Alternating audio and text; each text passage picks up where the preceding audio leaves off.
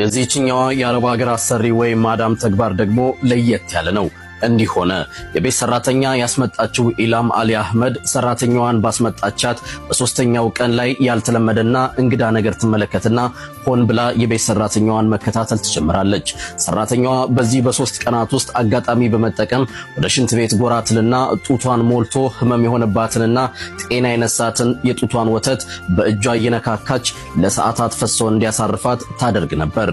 እናም ይህን ነገር የተጠራጠረች ኢልሃም ሰራተኛዋ ወደ ሽንት ቤት ድንገት እጥፍ ስትልባት በአይነ ቁራኛ ስትከተል ነበርና ደርሳባት የሽንት ቤቱን በር ማንኳኳት ጀመረች። ሰራተኛዋም በሩን ከፍታ ሁለቱ ተፋጠው መተያየት ጀመሩ። ነገሩ የገረማት ኢልሃምም ሰራተኛዋን ምን ሆነሻል? ወደ ሽንት ቤት እየገባሽ ለረጅም ሰዓት ትቆያለሽ ብላ ለስለስ ባለ አንደበት ጥያቄ ስታቀርብላት ሰራተኛዋም እኔ ገና አራስ ነኝ፣ የአንድ ወር ወንድ ልጅ ጡቴን ጠብቶ ሳይጠግብ ነው ወደ አንቺ ጥየው የመጣሁት።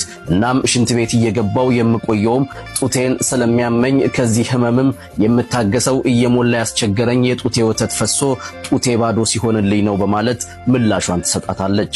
ይሄን የሰማችው አሰሪዋም ድንገት ከሰማይ መብረቅ ወርዶ የመታትን ያህል አካላው ተለያየ። በሐሳብ ባህር ሰምጣ ቀረች። የመሸው ነግቶ ጧት ላይ ከሰራተኛዋ ጋር ተገናኙ። በይ ቦርሳሽን ያዢና ተከተይም በማለት ሰራተኛዋን ካመጣችበት ቢሮ ወሰደቻት። ለቢሮ ኃላፊውም ይህች ልጅ አራስ ልጅ ናት እና ወደ ሀገሯ በአስቸኳይ መልሳት። እኔ ጋር ከመጣች ዛሬ ሶስተኛ ቀኗ ነው። የመጣችው በወር በ1000 ሪያል ደሞዝ ነበር። ነገር ግን እኔ አሁን የምሰጥህ የ2 ዓመት ደሞዟንና የአየር ትኬቷን ጭምር ነው።